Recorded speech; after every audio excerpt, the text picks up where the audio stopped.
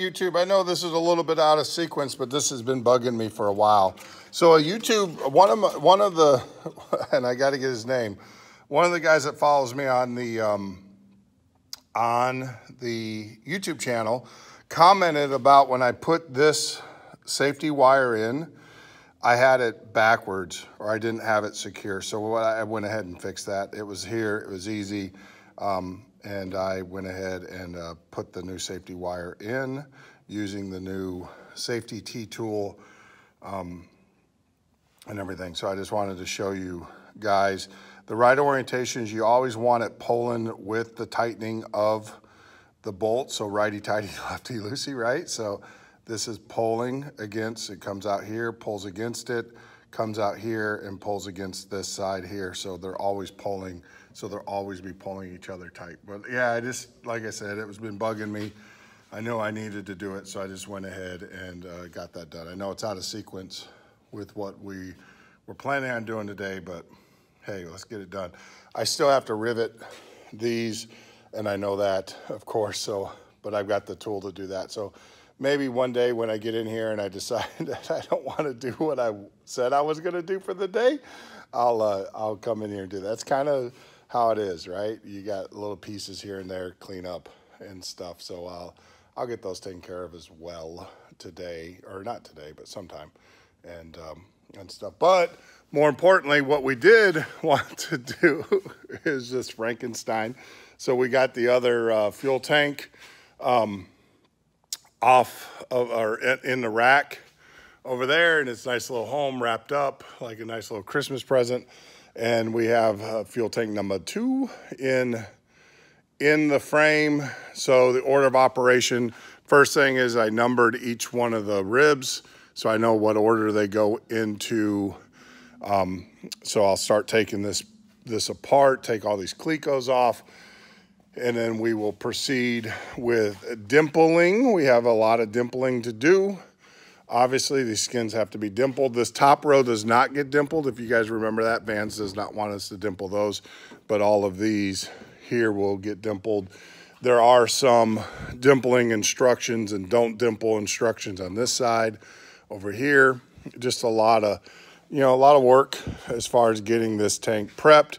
Then, of course, we have to, those are all of the stiffeners. We're gonna have to, put those in. Those actually get back riveted, which if you guys remember. So yep, so tank number 2, gonna start on that today.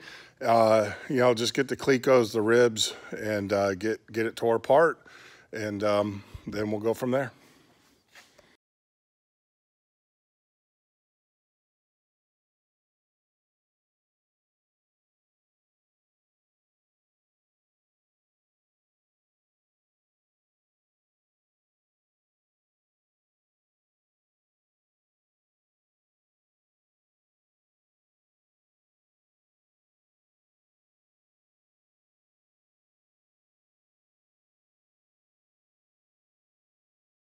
All right, YouTube, so here is the second skin, and I got it dimpled, and also I got all of the rivets for the back riveting in, used the rivet tape there, and got all that done. But more importantly, I want to show you something that I decided when I was doing the other one. So let me, I'm gonna stop. And then I'll show you what I did. But this is the second skin. It's all dimpled, and the rivets are in, and everything like that. All right, YouTube, get my fat gut in here. All right, so I wanted to kind of share. We learn, right? The process of building an RV or anything we do should be a learning experience. And one thing I've learned is that if you saw on my other stiffeners that I put in, had a lot of ProSeal up here and around here. So I was thinking, why can't I tape them up? So what I did is I got this Scotch-Brite, the Scotch tape, which is 2090. I'd say it's about an inch and a quarter maybe. and it works out perfectly. So what I do is, what I've learned is I set the part like that. And Vans, I don't know if you guys can see that in the video, but Vans, when they bend the part, they actually put a line kind of on the part itself. So I use that line as my reference. So I stretch out enough tape, because I don't care. Tape is cheap. And I kind of line it up with that line, and I just stick it to it. And then I tear. And then what I do is I just kind of roll the part over.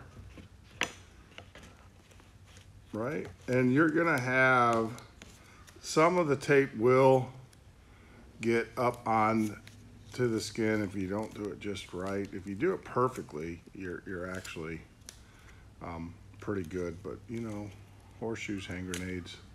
Yeah, this one here didn't work out perfectly, go figure. But what that does, actually, I don't like that, so I'm gonna take that one off. We're gonna redo this. See, that's what happens when you try to do this live or in a video. You probably don't need to pull off that much. That might be my problem. So I just kind of line it up, because you still want to build a fillet. You know, so you still want the ProSeal to get on the roll over the edge, so you have that fillet going on. So now let's try this again. Fold, fold, there we go. And that is that. Now, take your scissors, kind of just whop off the corners.